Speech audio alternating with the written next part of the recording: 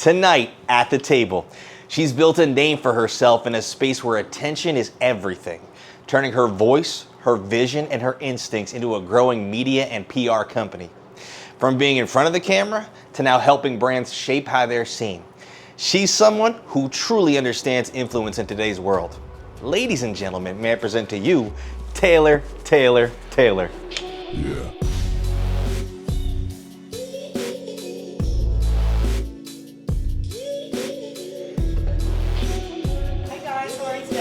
Excellent, how are you? Good, I see you got drinks. You're all set to order? Yeah, I'm all ready. You have it. Taylor. I'm gonna do the main line. Okay. It was a tough decision, but in the end it really wasn't a tough decision. I'm gonna do the balada. Balada? Yeah. Perfect, I'll put that right in Thank for you you. so very much. Thank you.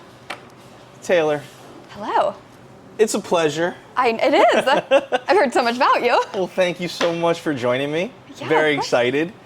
So first and foremost, for anyone who might not know you, why don't you tell us who you are and a little bit about yourself? Yeah, sure. Hi, I'm Taylor Brooke. I have a podcast. It's called The Taylor Show, and it's a female rage podcast. So we just talk about anything and everything, just from a woman's perspective, really. What do you mean female rage So podcast? female rage is how women always feel very small. Like a lot of the times we walk into rooms and we feel small and we're quiet. Well, my podcast isn't like that. Like I like to uplift other women, have other women come on the podcast and talk and be loud and just use our voices in the same ways that men do. Mm-hmm. But instead of like being loud or being too much, we're just fun. Mm-hmm. Yeah. How'd you get into all that?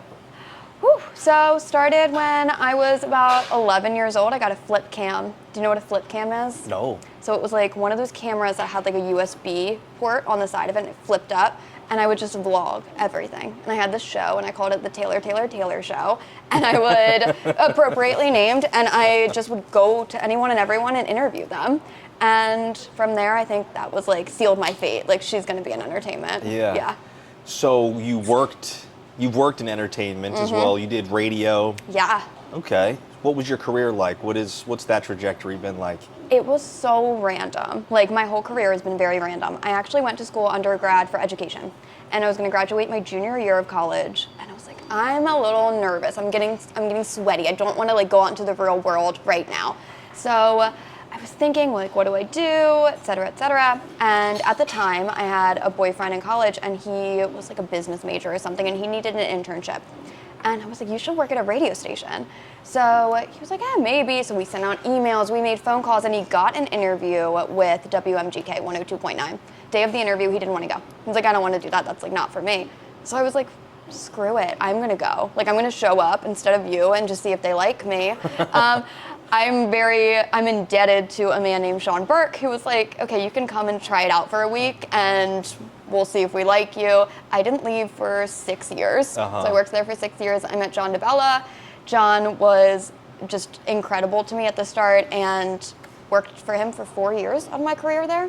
Then went down to WSTW down in Wilmington, worked there for a couple years, went to corporate America, decided that was not for me, and then started my own boutique marketing agency, and then started the podcast. Right. It took off from there. Very cool. Yeah. Did you always want to have your own company, have an entrepreneurial mindset? Yeah. Oh wait, I just don't like working for other people, Right. quite frankly. Uh-huh. And after this podcast airs, no one's gonna want to hire me. They're gonna be like, we heard that. Yeah. Mm-hmm. Right. So what did that go into starting your own thing? It's a PR, so you're helping people get started Yeah. online and to gain attention. And Yeah. Yeah. What's starting your company been like? It's been awesome. It's been so much fun. It's great to not only work like for myself, but I work with so many other great women where every single day I'm inspired by something that they say or something that they do, and that's not a feeling I think I could get elsewhere. Right. Like when people come to you, what's like a big piece of advice for people who are just getting started in an online space? What's something you can share?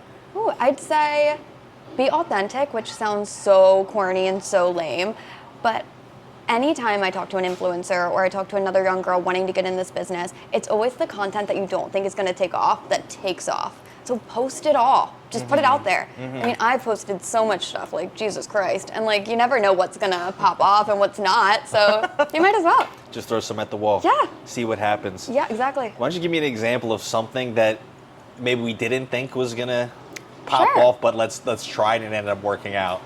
There was a time in my life, Christian, where I wanted to work for Alex Cooper. Honestly, if you're seeing this, hi Alex, hi, I'm Taylor, I still want to work for you. I don't care. All press is good press. So I ended up writing a cover letter to her and her team, and I said, hey daddy, I want to apply to your company, XOXO, part of the daddy gang, love it, send it in. Totally forgot that I wrote that cover letter, and I just exported that file and didn't think to like rename it. I sent it to about 300 Fortune 500 companies, and I called their head recruiter daddy, so I either made someone's day or ruined it.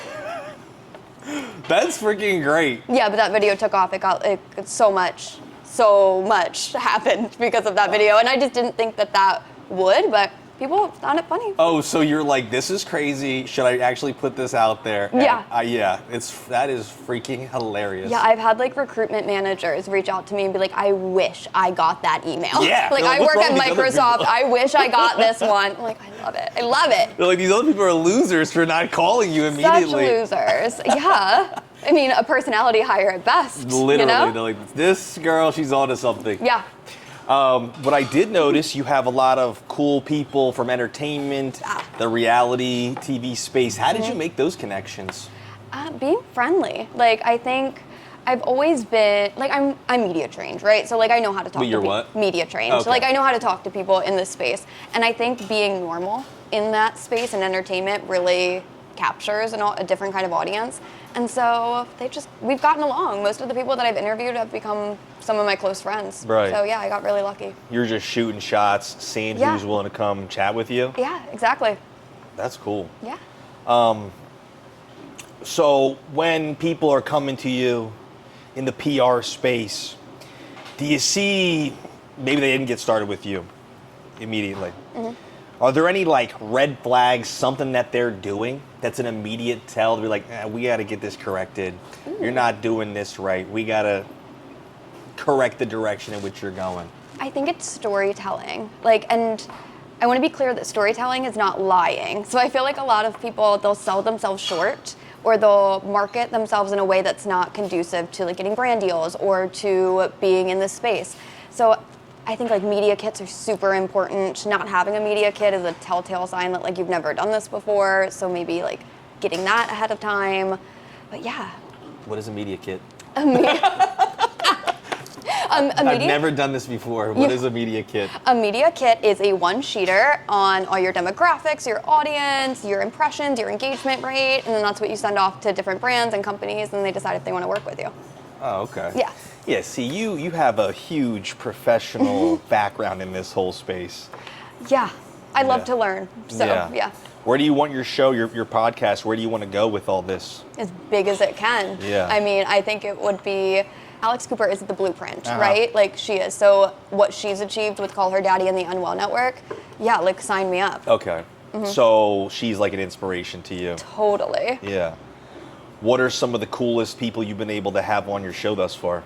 Ooh, oh my gosh, I've had so many cool people. I think as of recently, Levi Sabri, she's from Summer House, and she came on and was just so incredible. We just hit it off right off the bat. But yeah, I get to chat with a lot of just awesome people. Right. Yeah, I mean, for me, starting this, I think that's been a big part of it is getting to meet people, interact with people I wouldn't have otherwise, and then gain some insight. Yeah, totally. Yeah. Or maybe there's some valuable lessons you've learned from your guests. Oh, totally. Yeah, I think so. Are you asking me which valuable lessons? Yeah. Okay, let me think. Well, yeah, I mean, you're talking to these people on Summer House. I mean, they're doing great. Yeah. That show's wild, by the way. It's what do you watch? No. You see the headlines. Yeah, you You're like, see some "Ooh." headlines. Watch some stuff about it. I'm like, so this is like a rich Jersey Shore. Kind of, yeah, kind of. I think they would be like highly offended if we said that to them. But I said yeah, that, you know, for sure. I hope they wouldn't be offended. Jersey Shore was one of my favorite shows of all time. So I mean, I know. Snooki, no offense meant by that. I'm just some ignorant dude. I don't know. DJ Pauly D. He's like He's the goat. still like out there DJing. That's awesome. He never fell off. No, he never fell off. Yeah. Big fan. Big fan. DJ Pauly D, call me. Have my people, call your people, have your people, call my people. Yeah, get on the Taylor show. I think he's going to be like, that's only $20,000 actually. No, I'm not paying guests. Good move. Yeah, so some of these really cool, interesting people, I'm sure you've learned a lot. I mean, just me, it shows me anything is possible. And if you work hard, you be consistent. So, yeah, what are some cool things that you've learned from these people? I think just how to show up in this space a little differently. Every single person that I've interviewed and I've maintained a relationship with afterwards, they're very welcoming in the sense of like, I'm going to this event and I would love it if you would be my plus one. Or I'm coming here and I would love it if you would like meet me here. And it's like showing up in ways I didn't think that I would. Yeah. I think I seem like an outgoing person, but I love to be at home with my dogs and my husband and like watching my reality TV, my stories, and that's it. So like getting out of my comfort zone and going to things that I normally wouldn't. Yeah. It's been a lot of fun. That is totally relatable. Yeah. I totally understand what you're saying. Yeah. Same deal. I mean, I work in the restaurant, I do this. I'm very public facing. Yeah. But in my spare time, I thoroughly enjoy chilling. Yeah, it's just like hanging out. Yeah. Yeah, I mean, it takes a lot of energy to be on, Yeah. to give all of yourself all the time. Totally. It's like Hannah Montana, living the best of both worlds. Yeah. So what thus far has been the hardest part about starting your business, your PR business? Ooh, hardest part? I guess like finances suck. Like I hate like handling money. That sucks. And so that's been hard, but What do you mean handling money? just like getting my, excuse my French, but my shit together, Yeah. like in terms of that, like QuickBooks is a lot of work. Yeah. People are like, it's so easy. No, it takes a lot to set up. It's just admin. That's been like the hardest part. Right. Everything else I love. Right, that's not such a natural thing to you, the admin aspect. Yeah, exactly. No, not me either. I hate it. I'm not organized. No, I mean, I try, do my best, but it's, yeah. Yeah. Do you think anyone can build a brand? Do you think anybody with the proper training and help could build a brand? I think so. I think there's a personality behind it for sure. Like I've met some people that are like watching paint dry is more exciting than like doing their PR. And like if you don't have a personality behind it, I don't think you're gonna go far. But yeah, if you have a personality, you have a dream, you have a goal, you have a vision, yeah, you can do anything. Yeah, in today's day and age, it's actually insane the niche things that Oh my God. people do. Yes. Yeah. I teach at a local university and some of my students come up with stuff and I'm like, who's this? And I look it up and they have like 10 million followers. I'm like, this is a niche community I had no idea about. Like, Yeah. I don't know what we're doing here. That shows it too, the consistency. Even if you do something so off the wall, so random. Yeah. If you do it consistently. People like it. You gain a following. Yeah. Yeah. Do you think that trying to come up with creative ways to go viral or something, or do you think that's as important as staying consistent? Just consistent? Do you think there would eventually be a big payoff just by being consistent? I think so. Yeah, I think if you try too hard to go viral, then your message gets diluted. Right. Like there's not much to it. And you could have one viral video, like my calling recruiters daddy that went viral and that was awesome, but the retention wasn't there just because of that video. Gotcha. Like I call my fans my little gremlins. Like my little gremlins they follow me wherever we go. So loving. Isn't it My cute? little gremlins. Little gremlins. Yeah. Well, what was it after the calling everybody daddy thing? Yeah. What was the aftermath of that? Just a lot of people from that space, like from the podcasting space and reality TV and that entertainment would have started to reach out to me being like, I think that's so funny. It's hilarious. It's hilarious. Like, let's talk about it. And then we become friends. We start up conversations and then eventually they come on the podcast. Right. Yeah. Were you like, I need to explore a lane like that? Like sort of that was hilarious in like a little bit of an out there way. Were you like, maybe I should explore that avenue and just try and be hilarious in... I had the podcast at that point, like when I made the videos. Oh, And really? I think my podcasting like encapsulates that energy. Yeah. It's very unhinged. It's at TVMA. Like we're rated R over there, but like it's anything that you're thinking in your head. So like Right. a bunch of those could be viral clips. I'm just waiting. Right. Yeah. Has that always been your lane? That Alex Cooper, she's the host of Call Her Daddy. Call Her Daddy, and that's always just been since you started when you were 11. Yeah. I'm from Delaware, so I went to a private school in Delaware. It was an all-girls school, Ursuline Academy.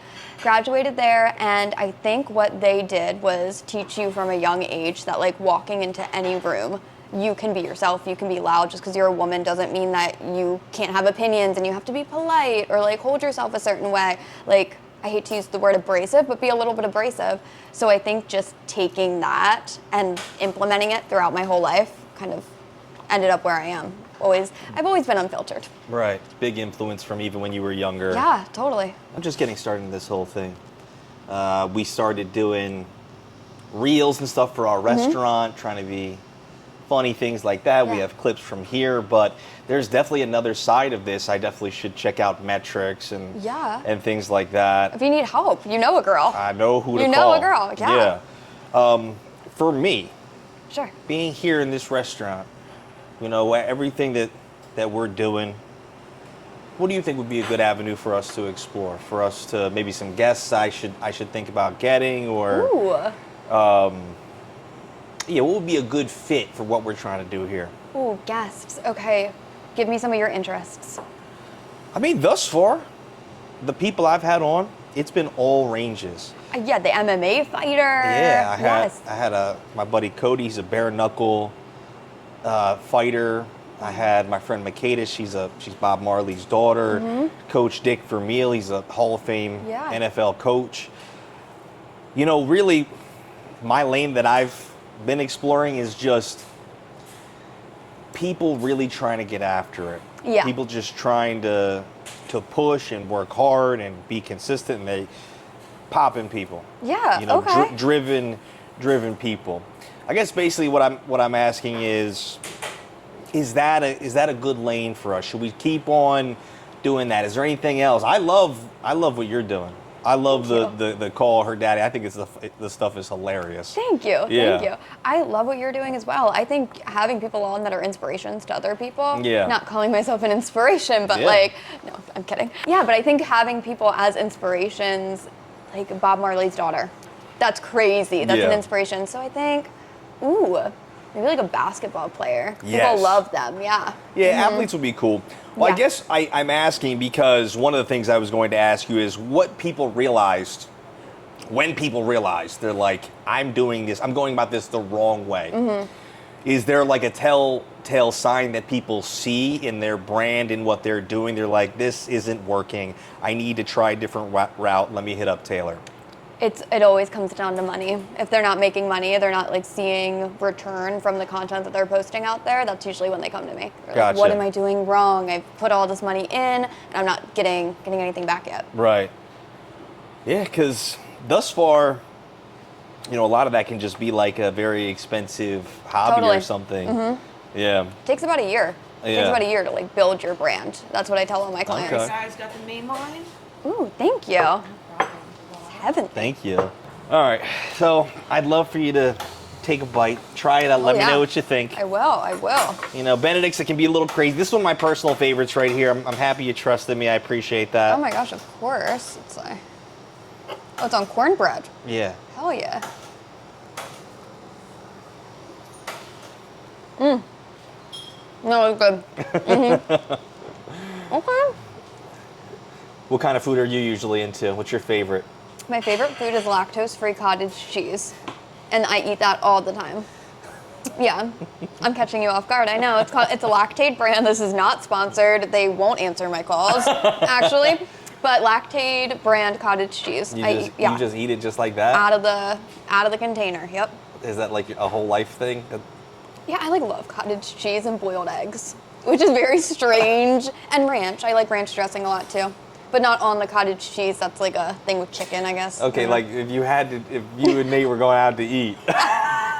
You're not gonna order no dang cottage cheese. So what do you? No. Where do you usually? I'm getting chicken fingers, Okay. and then in my bag with me all the time I have Hidden Valley Ranch packets. Yeah. Because I just don't. What kind of ranch do you have here, Christian? We make our own. You make your own. Yeah. Oh, you guys are one of those. Yeah. Yeah. So I always keep the Hidden Valley just in case. I trust you. I think your ranch would be good, but you never know. Like I got to have it in the bag. You got what you like. You like know the what Hidden you like. Valley. Yeah. That is impressive that you make your own ranch, though. Not do. many people do. Yeah, we make everything here. Damn. Okay. Yeah, everything from scratch. Sauces, gravies. We like to get to selling that stuff. Yeah. At a certain point. Is it hard to make ranch? I'm asking you questions now. You're- This is you're- not my show. I wouldn't know.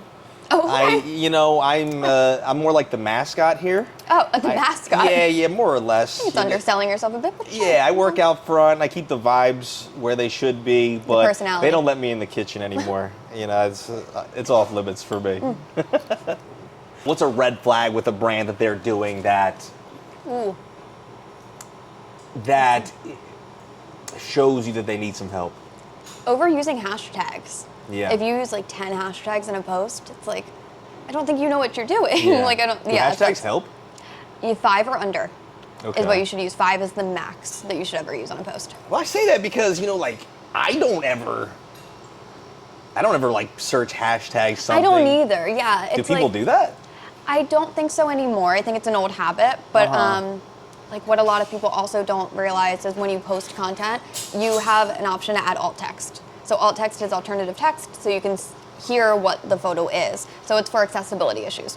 What that not only does is it helps your accessibility on your page. You're a little bit more universal to everybody, but it also feeds your content to a different algorithm. Really? Because your post, like if we had took a picture right now, Hey. beautiful, we posted that picture, and then we wrote like Christian and Taylor at Market Street Grill, red booth, Taylor's wearing black, I'm wearing blue, et cetera, et cetera. That's gonna go to more people because you put that behind it. Gotcha. So taking advantage of literally everything. Everything, yep. I didn't even know about the alt text.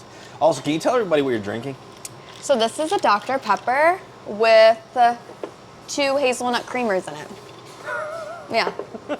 I love sugar. And we call that A dirty soda, yes. A dirty soda. A dirty it's soda. mostly popular in the Midwest, like Swig popularized it. Swig. Swig, that's what it's called, Swig. Is that a restaurant or a? It's actually a drive-through. Okay. Yeah, it's a drive-through, and they just make soda, like dirty sodas. Okay. You can get it in Nashville. That's like the closest you can get it here, or Virginia. Virginia, yeah. And you guys were just out there. You're like, what is this? You tried it, and this is next level. Yes, this was like last month, and we were driving home from Tennessee. It looks like an iced coffee now. Kind of, yeah, yeah, yep. As soon as we're done with this, I'm doing that. You have to. You have to. I feel like your life's gonna be changed. Coconut's good too. So hazelnut, coconut, French vanilla. You can kind of make it whatever. Okay. Awesome. Yep. So what's next for your podcast? We got a lot of stuff coming up. A lot of reality TV stars. Things are heating up on Summer House, so we may have some more stuff coming that way. Yeah. A lot of traveling. We go to New York a lot, so any New York events if you're in that area, you'll probably see me at.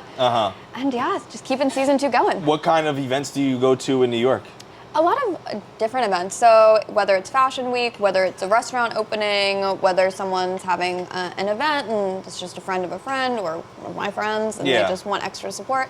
You just want to show up. Yeah, totally. Yep. It's all about like supporting other people. Like, or who's going to support you if you're not showing up for them? Gotcha. So, yeah. Last thing, I was just curious. Yeah. So were you always just super into reality TV? Because you got all these Summer House people. I mean, I like reality TV too, but was that always just your thing? I grew up on it, I feel like, in a certain way. I used to watch Chelsea Lately at like 11 o'clock on E, and she would talk, like Chelsea Handler, and she would just talk shit basically about everything going on in pop culture. And I got really into that. I was like, this is so fun, and I love that a woman is being funny and snarky and no one's telling her to shut up or like be quiet. And then I started on Bravo.